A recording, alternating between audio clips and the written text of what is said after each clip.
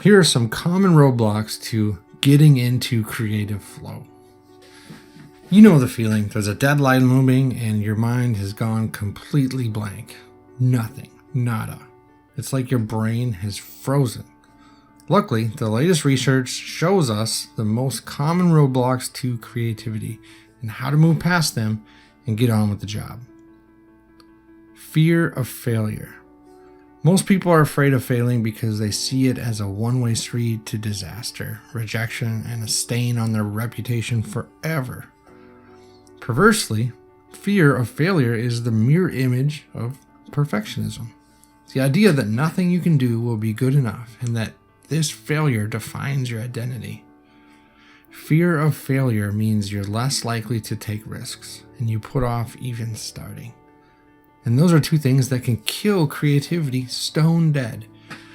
Redefine creativity as a series of experiments, with failure as a kind of course correction and an inevitable part of the process. There's not enough time. The ticking clock is another creativity killer. If you're like most people, your schedule is probably crammed and you feel like you'll never catch up. If your checklist just keeps growing, you won't be able to relax in the creative process and let the ideas flow. A surprising way to find more time is to quarantine some chill time in your diary. Prioritize some downtime to listen to music, meditate, or just even sit quietly. You'll feel much less stressed and open to the creative flow. You're still staring at the screen. Sitting at your desk, staring at the computer or the blank page is not a good way to get creative. If you've been trying to write or problem solve and it's just not happening, the best thing you can do is go for a walk or make a coffee. Get out of the environment that's keeping you stuck. Get moving and your mental gears can disengage and relax enough to be ready when inspiration strikes. You're feeling negative. Negative thinking can stop creativity in its track.